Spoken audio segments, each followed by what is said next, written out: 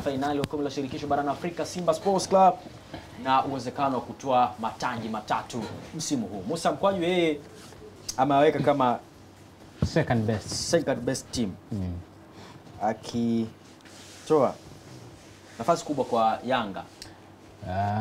Kwenye ingawa ulisema nikirudi tutaweka sababu. Tutaweka sababu hizo. Lakini kwa sasa nimalizie na Kelvin ambaye amewatupa nje wana fainali hawa kombe la shirikisho barani Afrika. Mbona umekuwa mpole gafu? Kwenye FA tumalizie na ligi kuu soka Tanzania bara. Naam.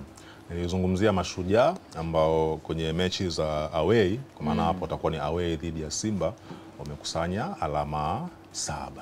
Mwanzo nilisema 8, kumradhi na ndio sana nirekebisha hizo rekodi, nilisema 8 ni alama 7. Kati ya 15 ambazo walitakiwa kuzikamata, lakini pia katika fomu yao inaonyesha kwamba wamefunga magoli 9 katika mechi 5 ukizitoa Simba, Yanga pamoja na Azam. Azam ni wanajoint na Mashujaa kama timu ambayo katika fomu ya mechi 5 wamefunga magoli mengi zaidi kwa Simba, Azam, Mashujaa, na Yanga pia wakiwemo hapo.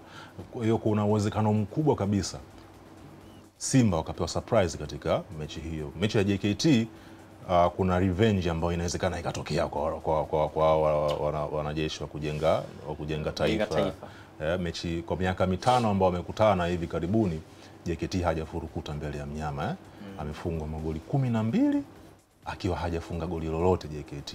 Kwa hiyo msimu huu sasa, ili kuiweka hiyo heshima, wakiwa ni moja ya klabu yenye viwanja vyake katika ligi kuu ya soka Tanzania bara, hawatahitaji tena kuweka hiyo aibu katika uwanja wao. Kuna revenge hapo, moja ya surprise hiyo. Mechi dhidi ya Pamba ambao hawajafungwa katika mechi 3 mfululizo za ligi za hivi karibuni, ukiachana na mechi ya hivi karibuni ya Confederation.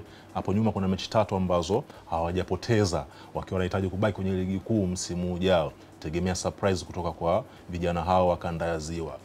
Mechi ya mwisho ni dhidi ya KMC ambao nao hawajafurukuta vya kutosha dhidi ya Simba katika miaka hivi karibuni. Kwa hiyo hao wote wanne hao, ukiacha mitazamo ya wengi kuona kwamba Simba Sports Club anaenda kufululiza kupata hizo pointi 12 katika mechi 4, kuna surprise kubwa ambayo inaweza ikatokea kutoka katika hiyo vikosi dhidi ya mnyama ambaye ana pressure kubwa ya kutoa hayo makombe matatu ambao ndo mnaita treble, na mkitarajia kuona kwamba mnyama anaweza kufanya conclusion. Unasemaje? Kwa hiyo conclusion yangu ni kwamba kwenye ligi kwa mnyama Simba nafasi kubwa aliyokuwa nayo ni kumaliza katika nafasi ya pili, kwa sababu Dar es Salaam Young Africans consistency aliyokuwa nayo na idadi ya mechi alizoshinda hivi karibuni, akiwa hajapoteza mchezo wote tangu huu mwaka uanze, hajapoteza mchezo wote wa ligi.